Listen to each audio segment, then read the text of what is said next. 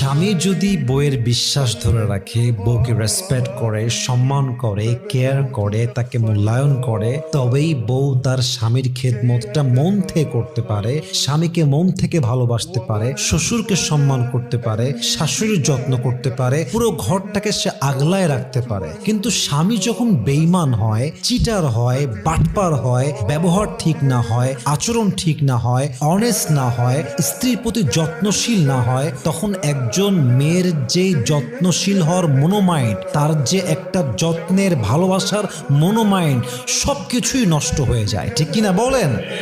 অনেকে মেয়েকে বলে, তুমি তোমার স্বামীকে সম্মান করো না কেন, ভালোবাসো না কেন, খেদমত করো না কেন, টেক কেয়ার করো না কেন? কিন্তু কেউ এটা বুঝতে চায় না যে স্বামী এতটাই খারাপ, একজন বউ চাইলেও সে কখনো মন থেকে সেবা করতেই পারে না। ঠিক কিনা বলেন? অতএব স্বামীর বোঝা উচিত, আমি যদি আমার ওয়াইফের থেকে যত্ন পেতে চাই, তাকে আমার যত্ন করতে হবে। যদি আমার ওয়াইফের থেকে আমি বিশ্বাস পেতে চাই, তাকে আমি যে বিশ্বস্ত এই ফিল তাকে দেওয়া লাগবে। অতএব একতরফা সব কিছু হওয়া যায় না, একতরফা সব কিছু হয় না। স্বামী যদি ভালো হয় তবেই